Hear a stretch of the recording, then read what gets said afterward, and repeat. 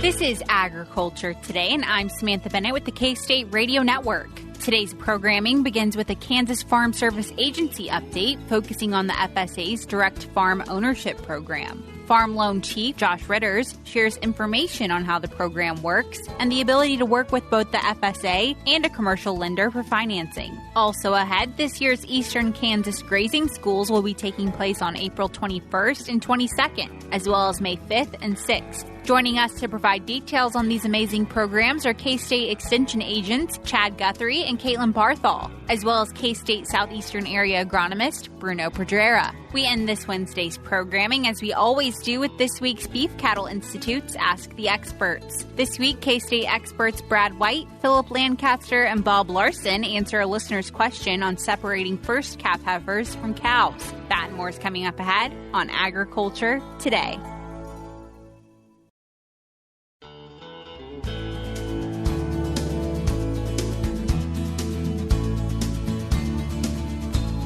This is Agriculture Today. We are joined now by Josh Ritters. He is the Farm Loan Chief with the Kansas Farm Service Agency, and he's joining us today to talk about some FSA updates for you all to be knowledgeable about. So, Josh, thanks for joining us today. Thanks for having me on the show. I appreciate it. Absolutely. So generally when you come in, you like to talk about some specific programs for our listeners. So which loan options do you kind of want to talk about today? Yeah, I think today I wanted to tell our audience about our FSA's Direct Farm Ownership Program.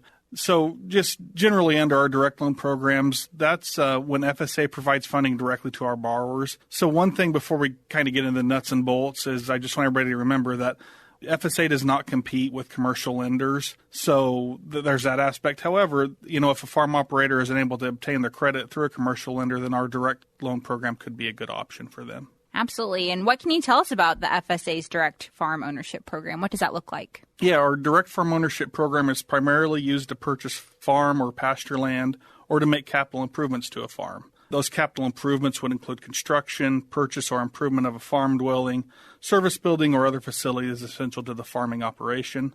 The maximum loan amount under this Direct FO program is $600,000, and the loan term can be up to 40 years depending on the useful life of security and repayment ability. Under this Direct Farm Ownership Program, FSA can finance 100% of the purchase, so no down payment is necessary. The current interest rate is 4.75%, and that interest rate for that program is adjusted monthly, but once a loan is approved and closed, the interest rate is fixed for the life of the loan. Good to know, some key information there. And if a producer is interested in applying for a direct farm ownership loan, what are some of the key things for them to keep in mind when it comes to their eligibility specifically? Yeah, there are several different eligibility criteria that producers will need to work through with their local office, but a couple general thoughts to keep in mind are: first, if the producer can obtain sufficient credit elsewhere for the purchase at reasonable rates and terms, then that producer is not going to be eligible for a direct loan through FSA, which we kind of touched on before. Also, to be eligible for the Direct Farm Ownership Program, the producer must have participated in the business operations of a farm for at least 3 out of the past 10 years prior to the date that the application was submitted. The 2018 Farm Bill did make some fairly significant changes to this farm experience requirement. Specifically, 2 of the 3 years of farm experience required can be substituted with other types of experience. Acceptable items which may be substituted for 1 year of experience include, and bear with me, this is kind of a long list as we walk through it, but first, if the applicant has at least 16 credit hours of post-secondary education in ag business, horticulture, animal science, agronomy, or any other ag-related fields, that can be used for 1 year. If the applicant has significant business management experience with at least 1 year of management experience in a non-ag-related field where the applicant's day-to-day responsibilities included direct management experience. If the applicant has been honorably discharged from the armed forces of the United States.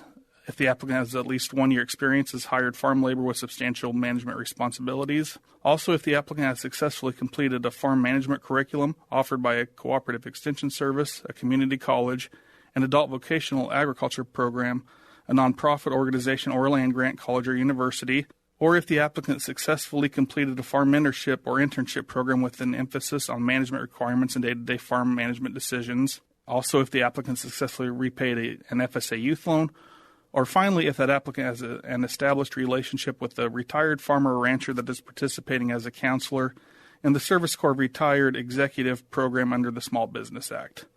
So that's quite a few things that we just mentioned, but these substitutions were enacted by Congress to allow the direct farm ownership program to be more accessible to those individuals that have less than that 3 years of farming and ranching experience. Just to reiterate once again, it's important to note that only 2 of the 3 years can be substituted, so they are going to have whoever applies is going to have at least 1 year of actual farm management experience. Sure, just makes it a bit more of an approachable program then in the long run. Correct, yep. Sure.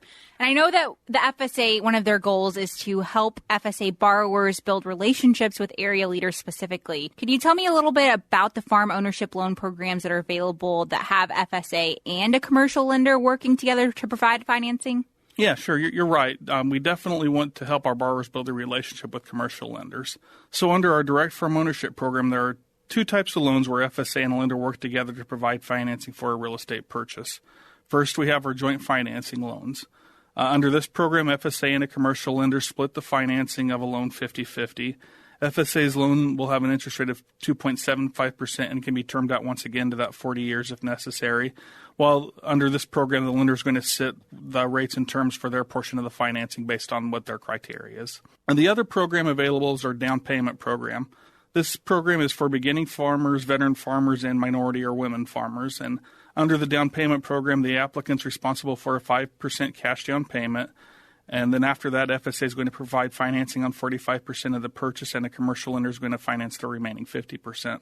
With this program, FSA's loan is going to have a 1.5% interest rate and a 20-year term, while the loan made by the lender must have an amortization period of at least 30 years, but other than that, they can pick their own interest rate. The nice thing about the down payment program is FSA is going to take a second mortgage on the property being purchased behind the lender's first mortgage, and then no additional security is required for that FSA loan. So we just take that second mortgage, and that's all that we need to be secured. Absolutely. Good to know. And with that first one, you mentioned it's a 50-50 split. What does payment look like with that program? Is it like you're paying 50 to your FSA every single month and then 50 to the commercial, or what does that look like? Yeah, once again, those repayment terms are going to be set differently maybe, but really what it comes down to is we're doing, let's say we have a $300,000 purchase. FSA will do 150% of that financing. The lender will do the other $150,000, and then FSA set their own repayment terms. So we have annual repayment, so you repay us annually, and then those other payments for the lender, they'll kind of set their own terms, usually an annual payment for them too. Sure. So that process is kind of separate then. Yeah. Okay. Good to know. And then before we wrap up here, is there anything else you wanted to tell listeners, just anything about the Kansas FSA, anything they should know? I think, on the loan side, we're getting into some changes, and one of the bigger things we've done recently is revised our loan application packet. So what this has done, our redesigned applications, tried to eliminate some redundancies and minimizes the information that's necessary that we need to collect from our applicants. So the result of this is that our application packet's been reduced from almost 30 pages down to 13 pages. So, over the years, I've heard several producers, voice their displeasure over the amount of information required to complete a loan application for FSA. So hopefully this new application process will be able to ease those concerns from the producers and really simplify that process to apply for a farm loan through FSA.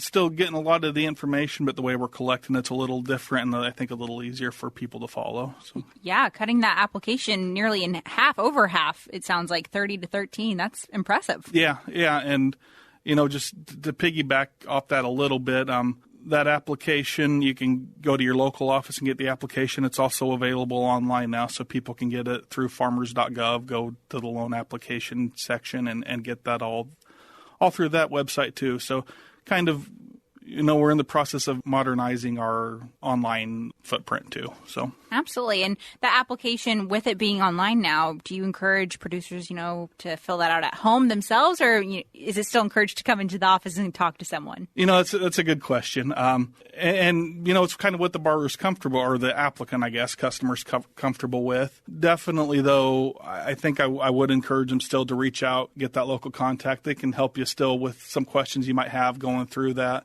It is nice to be able to get those forms, though, online and start that process, but definitely circle back to that local contact and they can help you out. Yeah, nothing better than talking to someone face-to-face and being like, I don't really know what this means. Can you walk me through it in person? Exactly, and our offices are, more than willing to help, and I think getting that out of the way at the beginning kind of gets everybody on the same page, too, and it helps our loan officers understand really what that customer's looking for through our programs, too. Absolutely. Yeah. Talking that through face-to-face, always beneficial. But Josh, it's always beneficial to have you come into the studio and talk with us too. So thanks so much for joining us. Yeah, you're welcome. And I think we're talking about the local offices. Just want to point out, if anybody does have questions, probably just go to your local service center first. And if they don't have a farm loan office there, they can get you to the one that covers your area. We do have 21 of those offices in the state to help people out. So just wanted to point that out. Yeah, wonderful resources indeed. And once again, everyone, that was Farm Loan Chief with the Kansas Farm Service Agency, Josh Ritters, joining us for an FSA update. We're about to cut to a short break, but before we do, a quick word from Sam Capone with the Kansas Livestock Association. Healthcare professionals are a trusted source for nutrition information, yet they typically do not receive education on how food is raised and grown. This gap in understanding can cause distrust in modern agricultural practices. Educational presentations to future health professionals like dietetic interns can help bridge that gap and prepare them for questions about food production they likely will face when working with patients and clients. When healthcare professionals are exposed to accurate information about beef production and nutrition, they're more likely to recommend it. Recently, Abby Hadarty, Director of Nutrition for the Kansas Beef Council, provided a virtual presentation to Northwest Missouri State University dietetic interns. The sessions showcase the role dietetics can play in communicating about agriculture and the importance of health professionals seeking continuing education opportunities that provide science-based information about food production and processing. Hadarty also dispelled common myths about beef nutrition and offered insight into how cattle are raised and beef is produced. Checkoff-funded sessions like this are designed to provide accurate, peer-reviewed information about beef to aspiring professionals who will reach thousands of consumers and clients with dietary advice during their careers. Kansas Beef Council prioritizes meeting with future health professionals so they begin their careers with a better understanding about meat and food production. I'm Sam Capone. We'll be back with more ahead on Agriculture Today.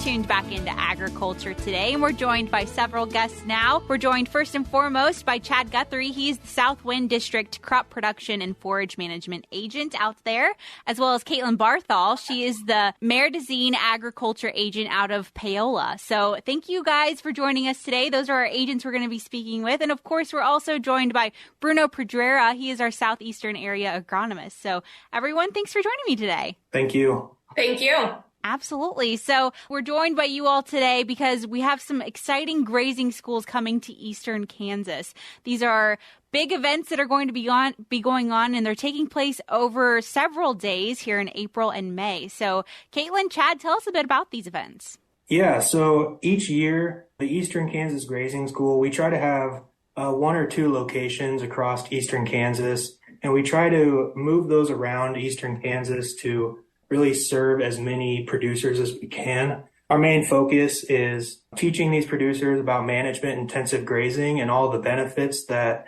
a farm can get from that practice. We kind of stole this idea from Missouri NRCS and Missouri Forage and Grassland. So a few of our agents were over there at one of the schools and said, Kansas needs this. So we try to do one or two of these a year. This year, we're going to have two locations kind of in the central eastern part of the state, and we really hope that's going to serve a lot of people. So I'll let Katelyn talk about her location.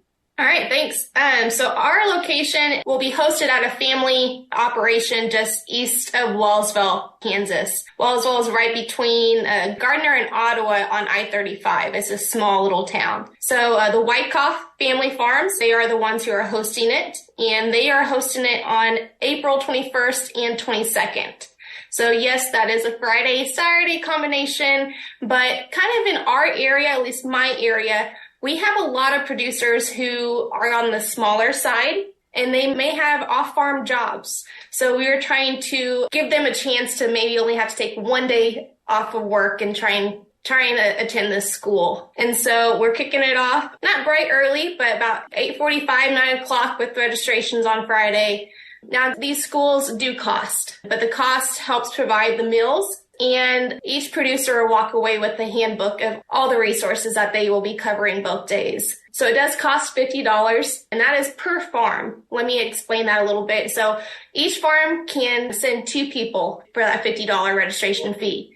If any additional people want to come, then that's an extra $20, just to make sure we can cover enough costs and provide a very good learning experience for everybody. Our schedules are, for the most part, pretty similar for both locations. Most of our speakers will be the same except for a couple. But for the most part, we'll be talking about like the art and the science of grazing. We'll talk about stocking rates, and half of the presentations will be inside, and then the other half, we're actually going to be out there in the pasture. And then I guess a difference with my location, we will talk on and have a bud box demonstration. So a low stress handling demonstration using the bud box. The Wyckoffs, that's what they use. And so we'll have that at the end of the second day. We do have a max limit, I guess, of registration, so of 35 farms. And we have some gracious sponsors through the Kansas Forage and Grassland Council, of course, NRCS, USDA, and I have some different local ones of the Hillsdale Watershed Coalition, as well as Miami County Conservation, and of course, Frontier Farm Credit. Absolutely wonderful. So those events taking place April 21st and 22nd, of course. And then, Chad, your events that you're going to be covering will be taking place May 5th and 6th. Tell us a bit about those. Yeah, so down in the Southwind District, my grazing school is also a Friday, Saturday, again, hitting some of those smaller farmers that are really jumping into this management-intensive grazing system. On May 5th and 6th, we're going to start out inside on Bronson, Kansas at the community center. And then we're going to go out to our host site out in the field with G3 Ranch. They're very kind in letting us come out and see what they're doing. We're going to cover a lot of the similar topics that Katelyn's going to be having a little further north of us. One cool thing that's going on at G3 is they are doing research with K-State Research and Extension on radio collars on the cattle. So those collars help the cattle to kind of move through the pasture without needing to set up temporary fence. So it kind of sets up virtual boundaries that those cattle, through a series of tones and different things with the collar, kind of help them move and really hit different parts of the pasture. So participants at my location are going to get to see that in action. And I think that's going to be a really neat opportunity. A couple sponsors I want to give a shout out. My location, Twin Pine Solutions, American Bank of Baxter Springs, Landmark National Bank, Miller Feed and Farm, and Frontier Farm Credit are all awesome sponsors down in the Southwind District. Absolutely. Always great to have some incredible sponsors willing to help put some funds towards making these events possible. And even cooler to hear about some of the differences between the two programs, how different they each could be. So maybe if people wanted to attend both, they could glean different information from both. So that's incredible. Definitely. Wonderful. Well, thanks so much for sharing that information with us, you all. And Bruno, we're going to chat with you a little bit more now because you are actually going to be speaking at all of these events. And I know you're going to be focusing really on plant and soil basics. And that's really the name of the game for your talk. So let's get into a little bit of that. Well, yeah, that's it, Samantha. And thanks for having me here today. And I want to start those programs talk about plants and soil basics, as you mentioned. I think we need to remember that when we have forage livestock systems, we have the best of the both worlds, right? We need to understand what's going on with the soil, with the plants, and then with the livestock. The idea is to try to remind people that soil is the base of the system, right? We need to know what we have there. Are we talking about sandy soils, clay soils, silty soils? Grasses will grow differently in some of these soils. So we need to know what we have there. It's very, very important to know, about the fertility. Have you guys been taking soil sample in the last 10 years or 5 years or last year? Are you making decisions in your hay fields or in your pastures based on what? So those are kind of topics that we are going to go through during these grazing schools to make sure that we are spending the right dollars, right? Because based on a really nice soil sample, we'll be able to define a fertility program. We'll be able to define where and when we are going to apply nitrogen, phosphorus, potassium. Sometimes lime is needed. And I think that will be the great part of this discussion, figure out what we have. We will bring some soil samples, some soil reports so we can work on it and figure out what we need to do in each of these pastures. Wonderful. So some real life examples that you'll be able to discuss with producers at this event. And when it comes to these basic principles, a lot of them haven't changed that much over time. The idea of collecting a soil sample and basing what you're going to do fertilizer wise off of that. So why do you think to this day this is still something that you have to remind producers about, Well, those things that are basic, sometimes we just forget about them, and we need to remind them how important it is. And more than that, I think we are not taking it into account, but for example, every time we sell a ton of fescue, we are selling 12 pounds of phosphorus and 40 pounds of potassium, for example. And those are numbers that we are not, every time we see a bale of hay getting out, we don't really get it. So we will need to be there reminding them some of these numbers, even for the native grasses. You can send it out something like five pounds of phosphorus and 30 pounds of potassium. So we need to replenish those nutrients to make sure that our pastures will be in good shape, with good yield and with excellent quality. So some of these programs we will also talk, Katelyn mentioned about rotational grazing, graze and harvest management.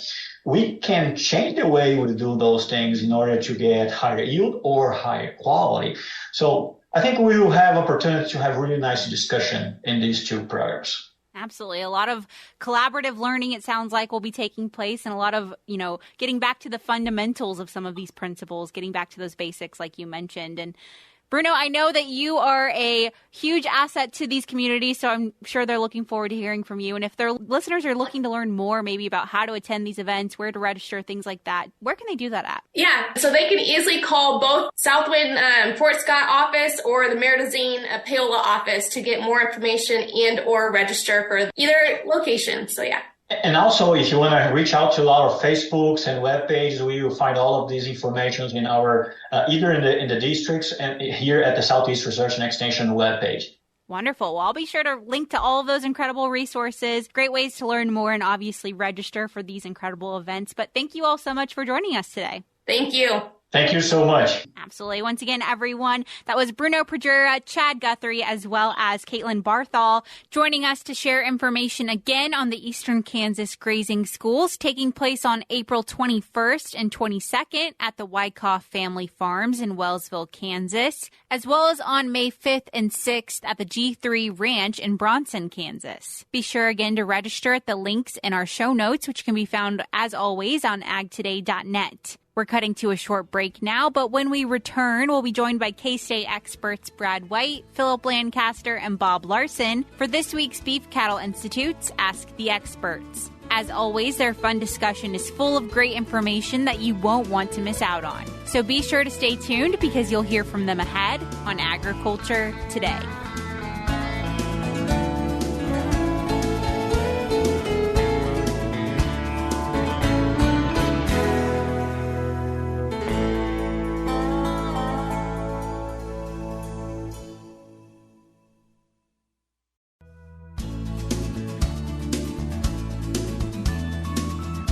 You're tuned back into Agriculture Today, and we're ending today's show with this week's Beef Cattle Institute's Ask the Experts. This week, we're joined by experts Brad White, Phillip Lancaster, and Bob Larson. Hi, welcome to Beef Cattle Institute's Ask the Experts, where our experts will answer your question. I'm Brad White, joined today by two good experts, Dr. Phillip Lancaster. Hello, Brad. And Dr. Bob Larson. Hey, guys. We've got a great listener question today, and as always, you guys will get a score up to 10 points. And this question is relevant especially to this time of year from a listener that said, when I have looked in the past, I've listened to you guys, and you said separate my first calf heifers from my cows. When can I put them back together? Because it'd be way easier to manage as one group than separate groups. Phillip, I'm going to go to you first. Well, I think that question gets a little bit difficult based on timing and things like that, but you probably need to continue to feed those first calf heifers differently than your cows after calving. So they need additional supplement through early lactation if you don't have grass available yet, so that you can